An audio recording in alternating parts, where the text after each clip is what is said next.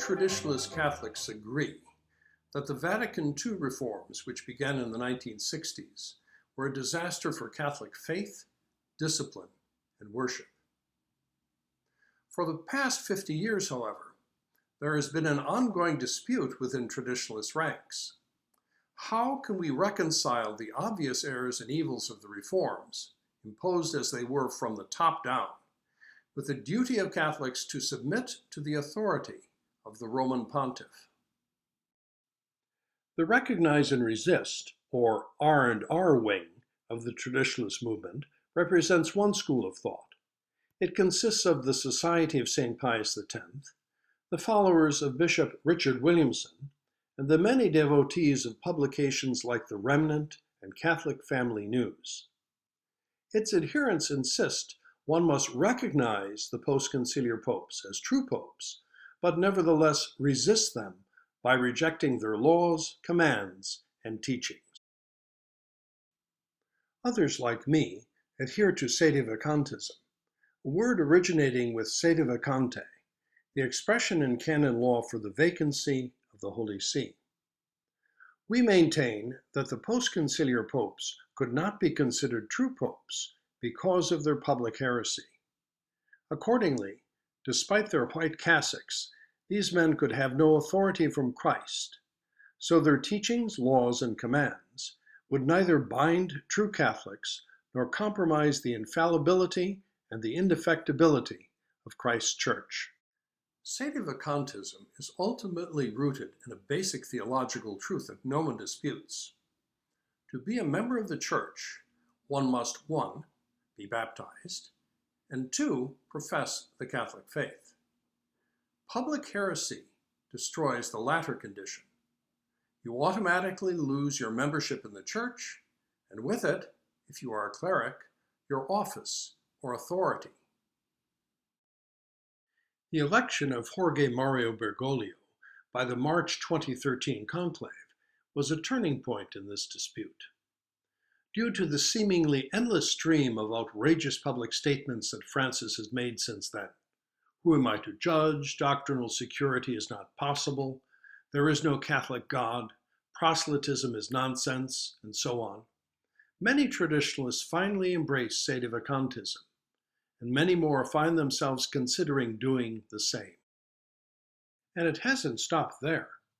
The controversy that Bergoglio and the October 2014 Bishop Synod provoked over the question of sacraments for the divorced and the remarried has even led to discussions in the mainstream religious and secular press of Sedevacantism, heresy, and the prospect of a heretical pope, a possibility that would have been inconceivable even 5 years ago.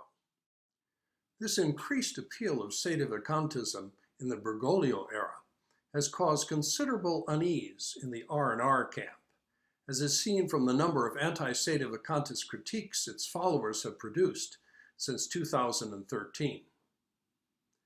The arguments against Sedevacantism that their authors put forward are essentially the same ones we first heard in the 1980s. But since then, the situation has changed. First, Sedevacantist writers like me have shown that Catholic theologians eventually rejected the theories behind these old arguments.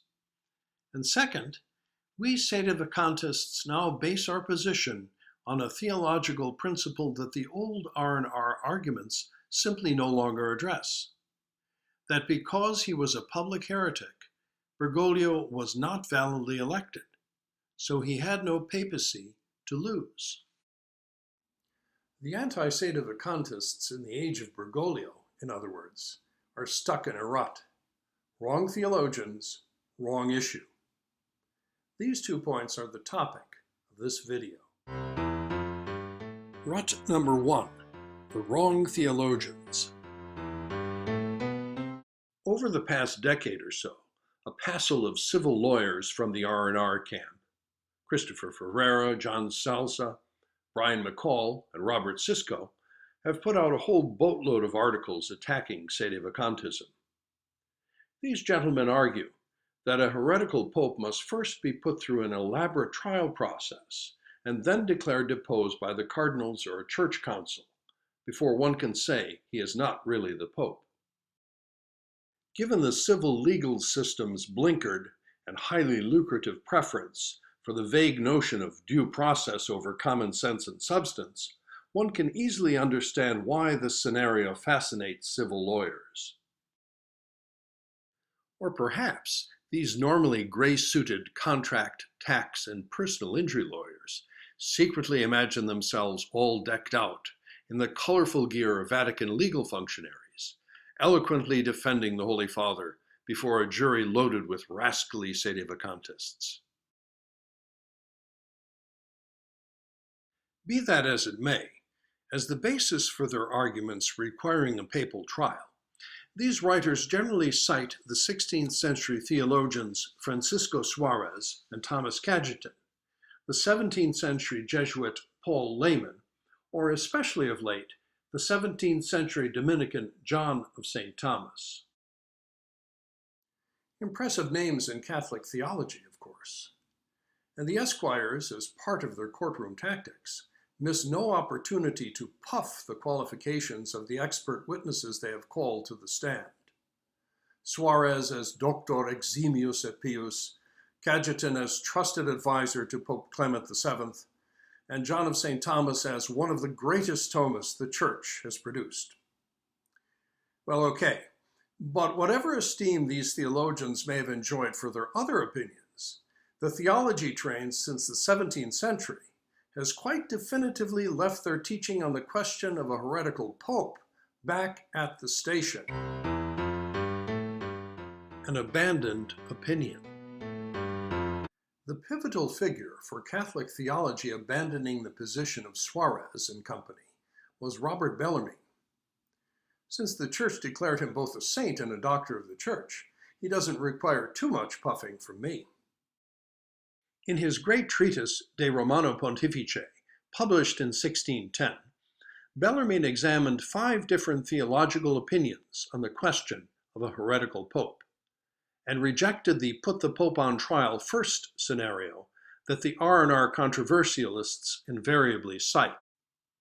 Instead, Bellarmine concluded that a pope who is a manifest heretic automatically ceases to be pope and head, just as he ceases automatically to be a Christian and a member of the Church. Before arriving at that conclusion, by the way, Bellarmine devoted 4.5 pages to demolishing the opinion of Cajetan, so beloved by the R&R bar. You can now read Bellarmine's arguments for yourself in the New English translation of De Romano Pontifice, published by Mediatrix Press. By the 20th century, all Catholic theologians and canonists who addressed the question of a heretical pope followed the teaching of Bellarmine and unanimously adopted his position that no trial was required. A pope who had been validly elected and later fell into public heresy lost his office automatically. Thus the position of great 20th century authorities such as Coronata, Besti, Vermeersch, Regatillo, and others. I have quoted their teachings at great length elsewhere, so it will not be necessary to do so here again. The massive 1943 Wernz Vidal commentary on the Code, however, will provide us with a typical example of this teaching. It says that a heretical pope loses his power, ipso facto, and also before any declaratory sentence from the Church. Bellarmine's teaching was even confirmed at Vatican I. One of the bishops present, Archbishop John Purcell, later related that the question about a heretical pope was asked at the council itself, and then answered by the council's theological commission. It was answered, said Archbishop Purcell, that from the moment he becomes a heretic, he is not the head or even a member of the Church. When he begins to teach a doctrine the Church knows to be a false doctrine, he would cease to be pope, being deposed by God himself. If he denies any dogma of the Church held by every true believer, he is no more pope than either you or I. This, by the way, puts to rest the oft-repeated and false accusation that the Sedevacantist argument undermines Vatican I.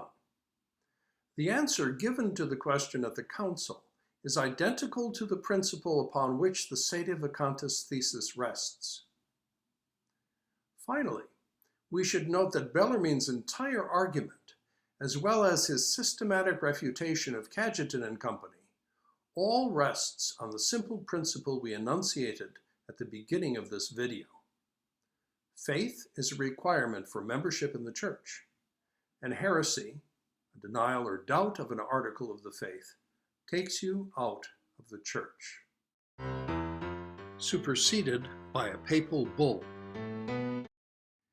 The position of Suarez, Cajetan, and John of St. Thomas was not only abandoned in theory, but also superseded as a practical matter in canon law.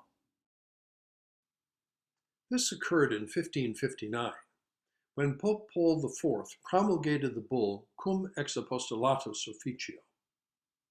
The pontiff decreed that if someone was elected pope who had defected from the Catholic faith, he would be deprived of any authority and power by that very fact and without the need to make any further declaration. Faced with language like that, how can one possibly argue that the opinions of theologians who taught the contrary still hold any force? What part of without the need to make any further declaration don't you understand? Misunderstanding the term declaration. Those still stuck in the put the Pope on trial rut cite later theologians who, while accepting Bellarmine's teaching that a heretical pope automatically loses his authority, nevertheless allude to some sort of declaration by the College of Cardinals or the bishops. Here, for instance, is the Wernz Vidal commentary. A declaratory sentence is not excluded as long as it is merely declaratory. A contradiction, perhaps, or a loophole that somehow supports the R&R, no trial, no loss of papacy, don't even think about a vacancy theory? Not at all. If our moonlighting lawyer friends had taken even a basic course in canon law, they might realize that the term declaration in this context merely reflects a general principle laid down in Canon 151 regarding appointment to a church office. If a cleric illegitimately functions in an office he has no right to, a cleric, say, whose installation as bishop of a diocese was forcibly imposed by the civil power, the prelate or electors who have the canonical power to confer the office may validly appoint someone else only if the illegal occupant's possession of it is declared not to be legitimate. Commentaries on the canon, like that of Moroto, emphasize that such a declaration is necessary to acquire proper legal title to a church office, and that without it, an appointment is null. So too, the purpose of a declaration by the College of Cardinals that some authors alluded to was not to remove or depose a heretical pope. Rather, it was merely a procedural requirement designed to clear the way legally for electing a new one, to tell the world in effect that the new guy, not the old one, is now the pope. Otherwise, there could be confusion. The heretic might still try to present himself as pope. He could barricade himself into the apostolic palace, or attempt to canonize saints and appoint other heretical bishops. Or in a situation perhaps not anticipated even by the Doctor Eximius et Pius, ride around in a stolen pope-mobile. The declaration by the cardinals in this context is analogous to a death certificate in civil law. Your rich Uncle Steve, the tech guru, may indeed be really dead. There's no pulse when you check for it under his black turtleneck. But to clear the way for you to get undisputed legal ownership to what he once owned, civil law requires that you first get a proper death certificate, signed by a doctor or other official. This will establish his death legally and give you clear title to his apple stock, which you can then sell to erect a tasteful monument. Who are they to judge? Even if the put the Pope on trial first thesis still were a tenable theological teaching, its 16th and 17th century proponents assumed that while the Pope had publicly defected from the faith, all the cardinals and bishops still adhered to it.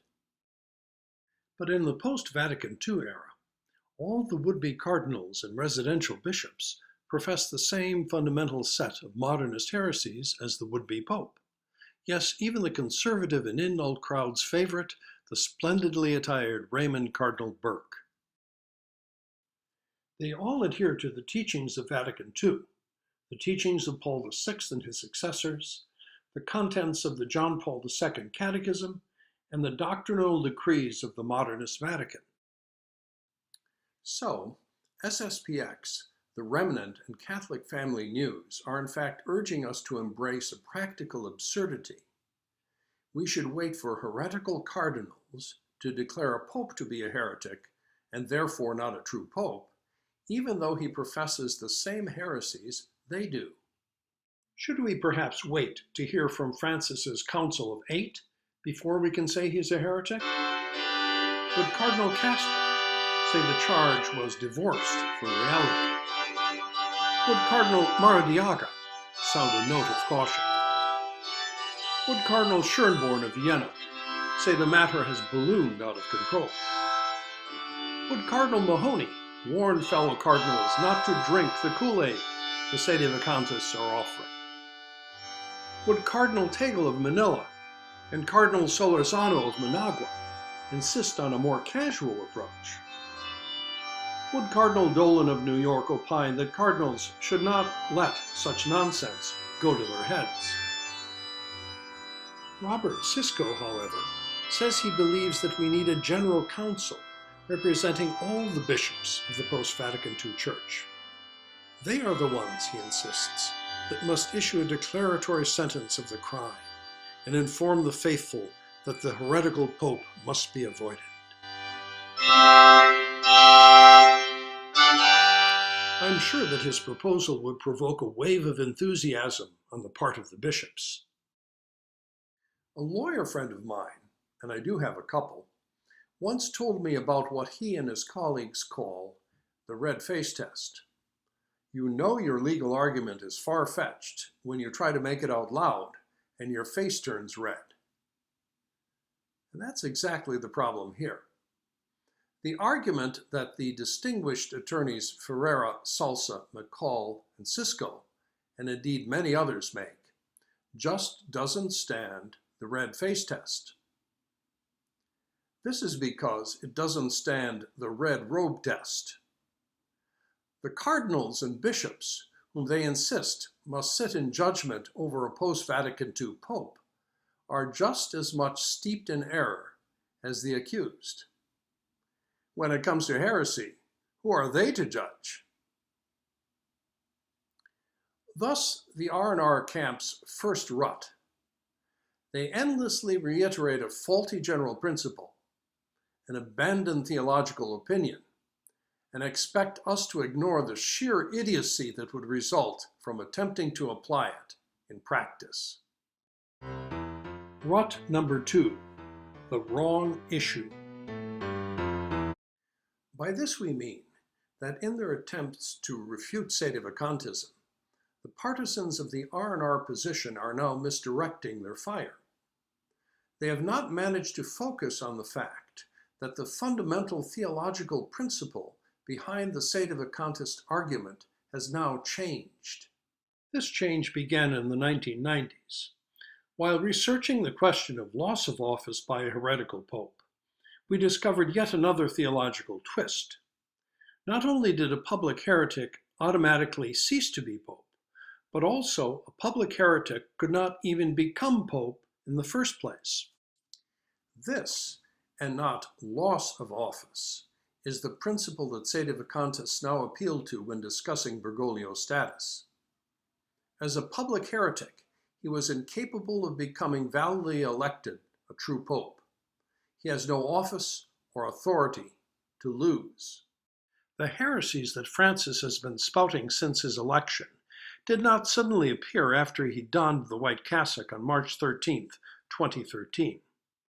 Rather, his heresy was a pre-existing condition. One has but to look at Bergoglio's statements on religious truth, the objective moral law, proselytizing, the Jews, etc., in his book on heaven and earth, written with Rabbi Abraham Skorka when he was Archbishop of Buenos Aires. But these, remember, were merely spicy add-ons to the same fundamental set of heresies, ecumenism, religious liberty, Frankenchurch, that he already shared with the rest of the cardinals in the conclave. So anyone whom the conclave had elected would have been just as much a pope as Francis, which is to say, no pope at all. A heretic cannot become pope. The first and most important point to remember is that this prohibition is a matter of divine law, God's law, not just canon law. Numerous 20th century pre-Vatican II commentaries on the Code of Canon Law make exactly this point when they treat of the qualifications required for someone who is elected to papal office. Wern's Vidal, those capable of being validly elected are all who are not prohibited by divine law. Those who are barred as incapable of being validly elected are all heretics. Coronata, what is required by divine law? Required for validity is that the appointment be of a member of the Church. Heretics and apostates, at least public ones, are therefore excluded. Badius, barred as incapable of being validly elected, are heretics. Kochi, for the validity of the election as regards the person elected, it suffices only that he not be barred from the office by divine law. The following are therefore excluded. Those who are at least public non-Catholics. Sipos, any male who has the use of reason and who is a member of the Church may be elected. The following, therefore, are invalidly elected. Heretics. The language of these canonists could not be clearer or more direct. A public heretic cannot become a true pope. God's law itself forbids it. This then, and not loss of office, is now the basis for the Sedevacantist argument. The sin of heresy. When confronted with established theological principles like these about the effects of public heresy in a pope, R&R controversialists, beginning with Michael Davies in the 1980s, sought to portray the status of heretic as virtually impossible to achieve. This they did by confusing two things: the canonical crime of heresy, that is, heresy is a criminal offense against canon law, and the sin of heresy. Heresy is a grave sin against divine law. To grasp the distinction, consider abortion. The act has a twofold aspect. First, as a sin against divine law, thou shalt not kill, that brings with it the loss of sanctifying grace. And second, as a canonical crime against church law, Canon 2350, that brings with it certain canonical penalties. A person who commits the sin of abortion may not necessarily fulfill all the additional legal conditions which must be present to be guilty of the canonical crime of abortion. These additional conditions are set forth in Canons 2199 to 2211 on the imputability of a crime. If you don't meet one of the criteria, you may indeed escape the legal punishment, excommunication in this case, but still be guilty of the sin of abortion. In the matter at hand, our analogy should be clear. Since the authors we quoted in the previous section said divine law prevents a public heretic from becoming pope, they meant the sin of heresy. So the R&R legal bar can no longer argue that all the various legal technicalities pertaining to the canonical crime of heresy must first be observed.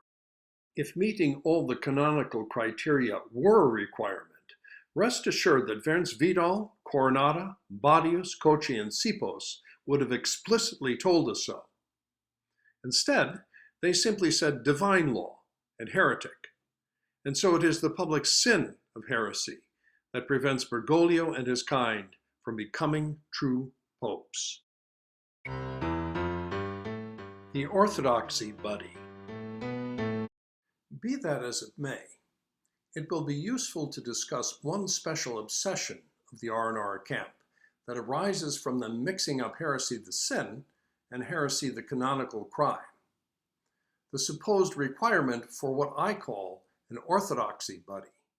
Just as you can't play tennis without a tennis buddy, so too they seem to believe you can't become a public heretic without an orthodoxy buddy.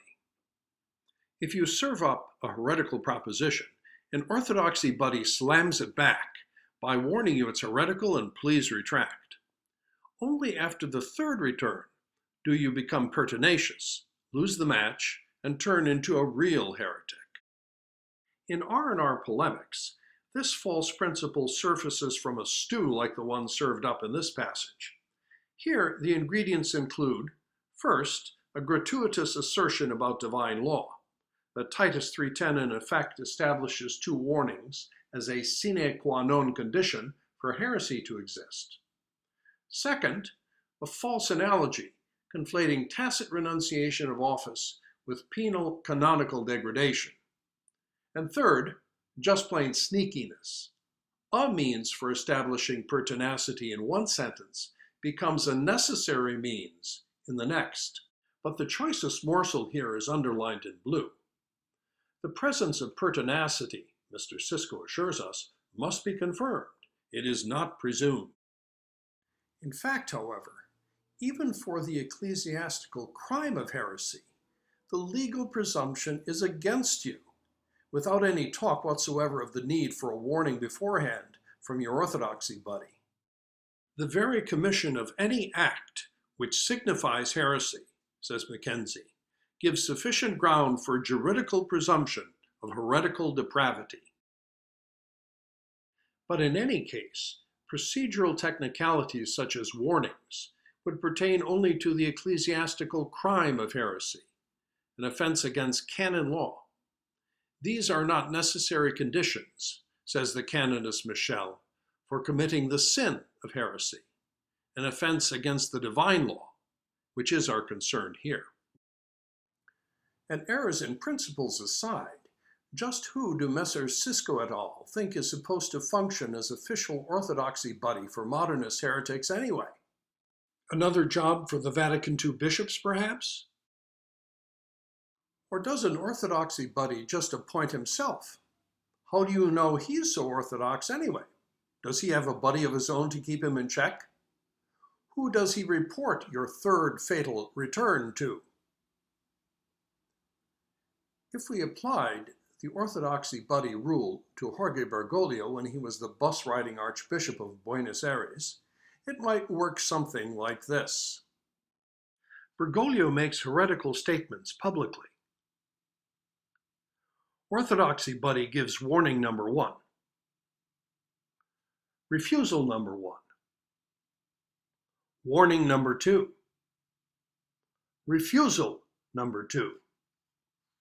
Warning number 3. Refusal number 3. Only then comes, poof, pertinacity, heresy, loss of your see. Once again, like the R&R legal bar's insistence that we need a general council to tell us that a post-conciliar pope is a heretic and no true pope, the argument that for every heretic there must also be an orthodoxy buddy doesn't stand the red face or the red robe test. When you imagine how it would work out in practice and who would be expected to implement it, the argument evaporates into absurdity. Formal or material heresy, the same effect. When confronting the Sedevacantist argument, R&R's last line of defense has customarily been the distinction between a public material heretic and a public formal heretic. A public material heretic is someone who externally denies a truth of the divine and Catholic faith ignorantly and innocently, and a public formal heretic is one who does so willingly and culpably. Only a formal heretic, their argument goes, truly puts himself outside the Church. A material heretic, Mr. Ferrer argues here, doesn't. The post-conciliar popes cannot be shown to have been formal heretics, either because no one warned them of their heresies, no orthodoxy buddies, or because, as liberals, their minds can't conceive of objective truth. This is Bishop Williamson's Anti-Sedevacantism, or empty mind theory. But an argument based on this distinction, like the put the Pope on trial first scenario, is no longer theologically tenable. It was shot down in the 20th century by Pius XII's 1943 encyclical Mystici Corporis. The theologian Van Noort explained. The same pontiff has explicitly pointed out that unlike other sins, heresy, schism, and apostasy automatically sever a man from the Church. For not every sin, however grave and enormous it be, is such as to sever a man automatically from the body of the Church, as does schism or heresy or apostasy. Note exactly what Pius XII teaches. The sin of heresy automatically severs one from the body of the Church. On the basis of this passage in Mystici Corporis, Van Noort goes on to explain why it is untenable to claim that public material heretics nevertheless remain members of the Church. If public material heretics remained members of the Church, the visibility and unity of Christ's Church would perish. If these purely material heretics were considered members of the Catholic Church in the strict sense of the term, how would one ever locate the Catholic Church? How would the Church be one body? How would it profess one faith? Where would be its visibility? Where its unity? And indeed, this is the dilemma we traditional Catholics face. If you insist that the post-conciliar popes, with all their myriad heresies, errors, scandalous public gestures, and faith-destroying laws, were still members of the Church before their election and afterwards, you destroy the visibility of the Church as a column of truth. So, R&R's last emergency exit, the claim that the post-conciliar popes were merely material heretics and therefore still members of the Church and also therefore true popes, has been slammed shut in the 20th century by Pius XII. Moreover, as I mentioned in Chapter 2 of Work of Human Hands, Mystici Corporis was one of several documents that Pius XII issued to rebuke errors being spread by the modernist wing of the European liturgical movement, whose adherents and supporters 20 years later would go on to give us the horrors of Vatican II and the new Mass. Since Pius XII lays down a principle which allows us to explain how the men who perpetrated these horrors could not have been either true popes or even Catholics, it is impossible not to believe that the pontiff promulgated Mystici Corporis when he did, thanks to a special disposition of God's providence. For those of us who, more than 70 years later, are still seeking to make sense of what happened in the Church, it came just in time, God's own time. The Pope by default objections. Defeated by an unassailable general theological principle that points to a logical conclusion, the R&R camp will no doubt fall back to several Pope by default objections, implying that these can somehow turn a heretic into a true Pope by default. The Church must have a Pope, and who else is there? Here are the common objections, together with my responses, based on the teaching of various pre-Vatican II theologians. Number 1. Vatican I taught there would be perpetual successors in the primacy. Response: perpetual successors means that the office of the primacy is perpetual, was not limited to St. Peter alone, but a power that will perpetually endure to the end of the world. 2. A long vacancy would change the nature of the Church. Response: the monarchical nature of the Church does not prevent the Church for a short time after the death of a pope, or even for many years, from remaining deprived of her head. Her monarchical form also remains intact in this state. The perennial physical presence of the person of the head, however, is not so strictly necessary. 3. How could we get a true pope one day? Response: the various theories are direct divine intervention, the material formal thesis, and an imperfect general council, the latter of which is taught by the theologian Cajetan. Or perhaps we are living in the end times. 4. Sedevacantism destroys the visibility of the Church. Response: there is nothing to prevent the Church from being reduced to a small number.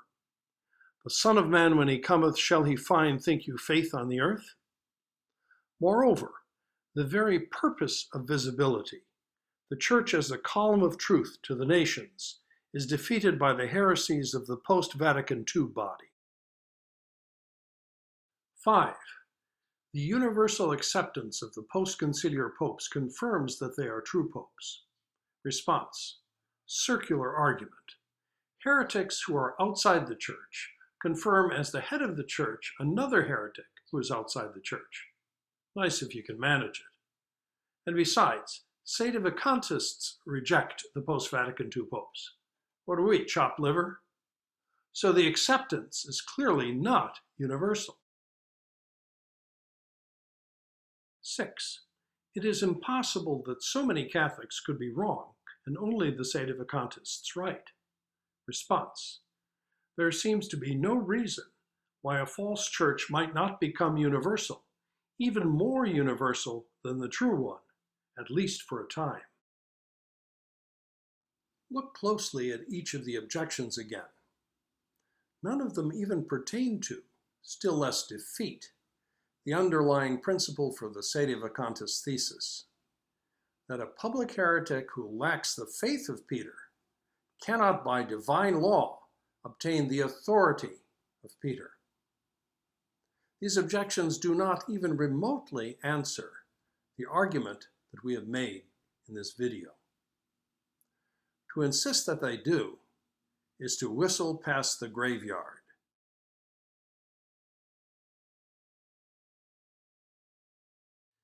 In making this video, our purpose was to examine the arguments against Sedevacantism made by groups such as the Society of St. Pius X, the followers of Bishop Richard Williamson, the Remnant, and Catholic Family News. We did not intend to present the whole Sedevacantist case, so we did not provide specific examples of the heresies Francis and his predecessors publicly professed. For this, we refer viewers to the many articles published over the years on traditionalmass.org, fathercekada.com,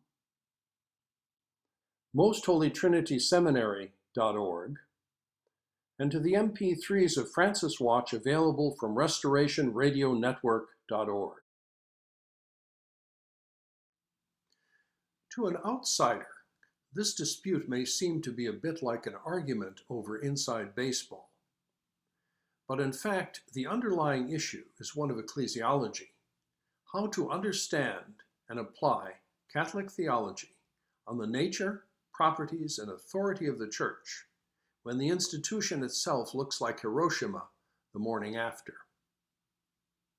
And while I have been hard on my opposite numbers in the R&R camp, for the benefit of a larger audience that may happen upon this video, I would like to conclude by making a point we would agree on. Conservative Catholics and those who promote the celebration of the Old Mass under the auspices of the post-Vatican II establishment are horrified by Francis. Their consoling Ratzinger-era illusions about a hermeneutic of continuity and a restoration brick by brick have all disappeared. This guy's a bomb thrower. He is their worst nightmare.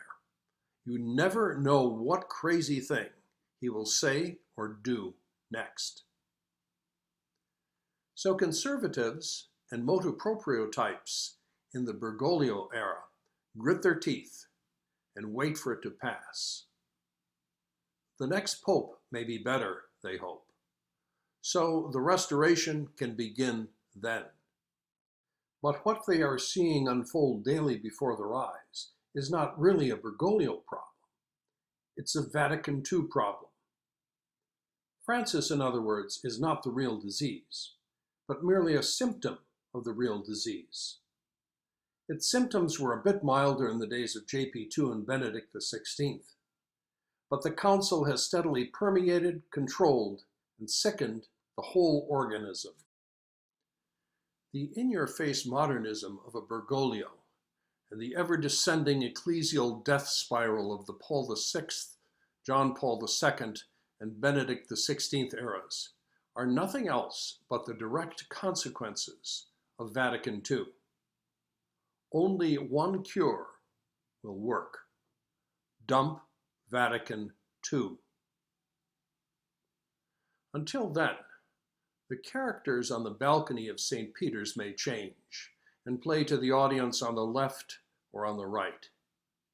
But the comedy that masks the tragedy will go on and on.